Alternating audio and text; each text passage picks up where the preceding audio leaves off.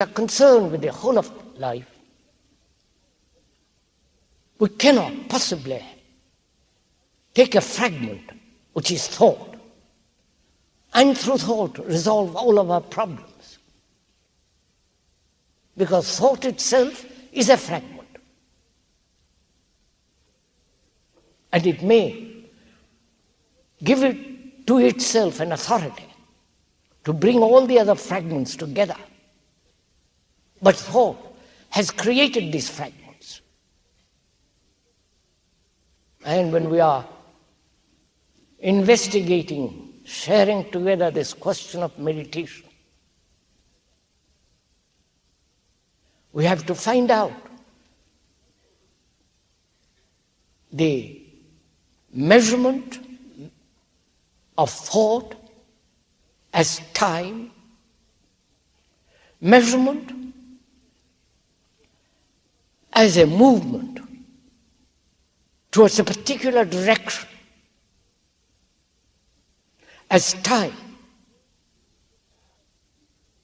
to control, to discipline, to achieve so-called enlightenment. All that's implied in measurement. So we're asking, though physically time is necessary to go from here to your house, to build a house, a bridge, to learn a language, to learn how to drive a car and so on. Time is necessary. But is there psychological time? Is there a betterment of the me, of the self? And is the better, the good, all that's involved in considering the question of time? Because in meditation, one must understand the significance of thought, its value, and its total irrelevancy in going beyond measurement. We're going to go into all that presently. So first, meditation implies the freedom from measurement. That is, freedom from time. Is that possible?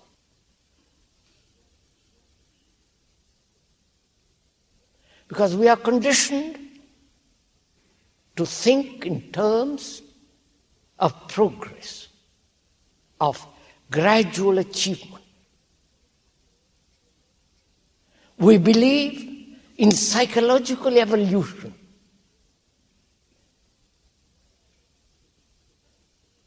But is there such thing as me psychologically achieving something other than the projection of thought? You know, most of you probably believe in God,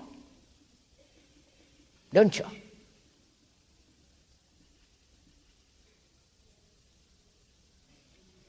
That's rather feeble, yes.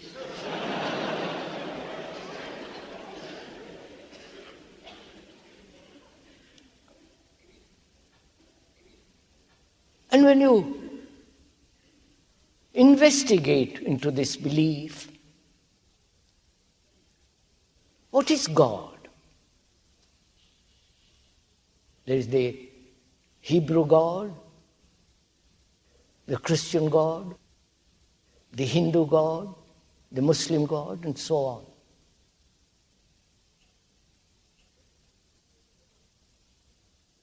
Is it an invention of the mind, of thought? Is it a projection of thought? Because thought says to itself, there is nothing permanent in life.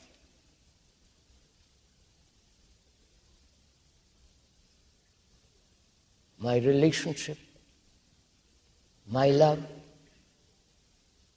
my profession, my knowledge, my experience fades.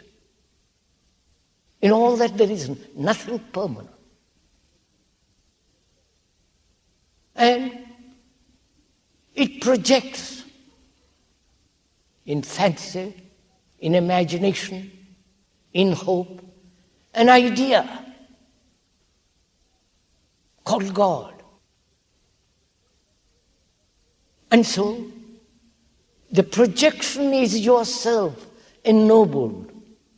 So you are worshipping yourself. You understand the significance of that? So we are not investigating into the reality whether it is God or no God. Because that's fairly simple.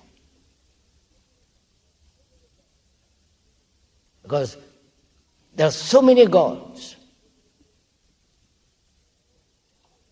as so many beliefs. They're all projections of thought. And thought is, in itself, what it thinks about is reality, but it's not truth. So we're going to find out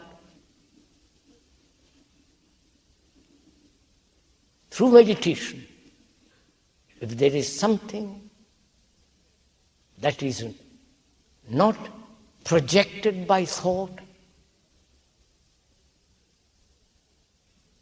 that is not an illusion, a myth. And so, to go into that, one must ask whether thought can be controlled.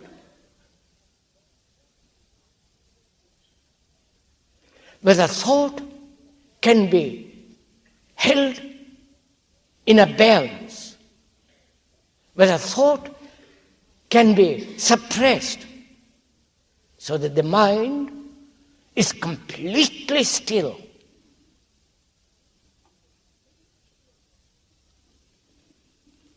You know, this had been a problem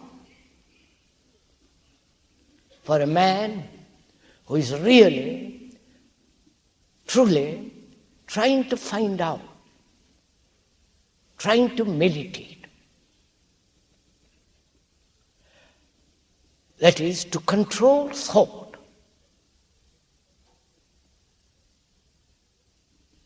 So he says, I can only control thought through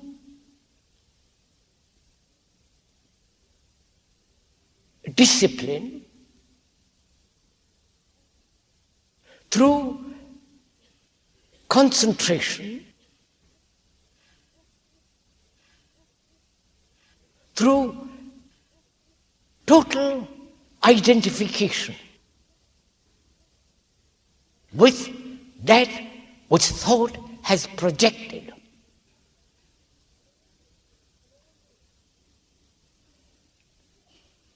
And all the scriptures,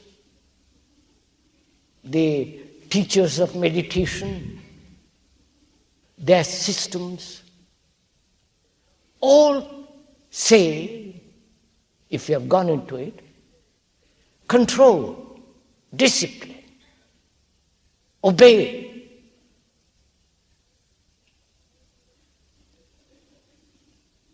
And the speaker is saying something quite the contrary.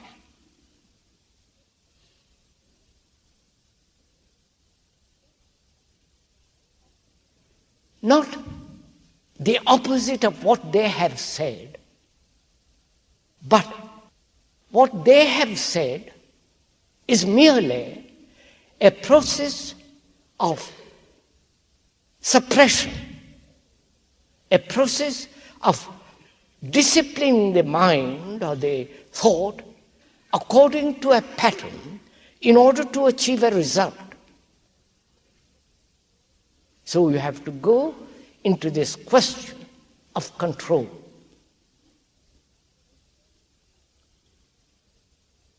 Control implies the controller and the controlled, doesn't it?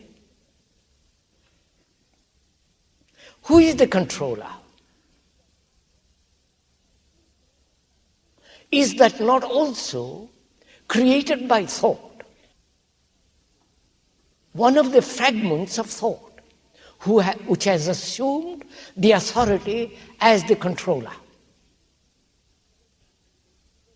If you see the truth of that, then the controller is the controlled. The experiencer is the experience. The thinker is the thought. They are not two separate entities. So if you understand that, then there is no necessity to control. Then what takes place? If you don't control, then what takes place? I hope you are sharing all this together, are we? At least I hope so. Otherwise you are wasting your time. Then what takes place? If there is no controller, because the controller is the controlled, then what happens? When there is that division between the controller and the controlled, there is conflict. There is a wastage of energy.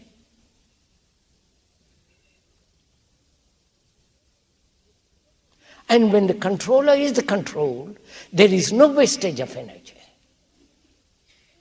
Then there is the accumulation of all that energy which has been dissipated in suppression, in resistance,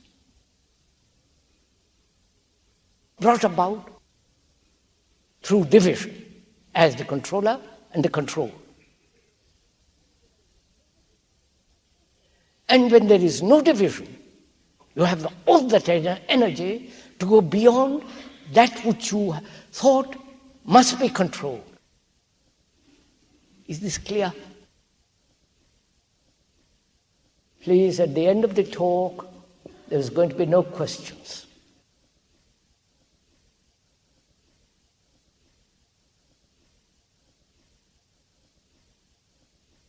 So please, if you don't understand, we'll go into it differently.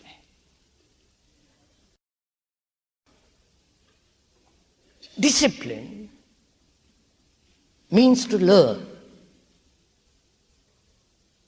Disciple who learns from a teacher. The word means to learn.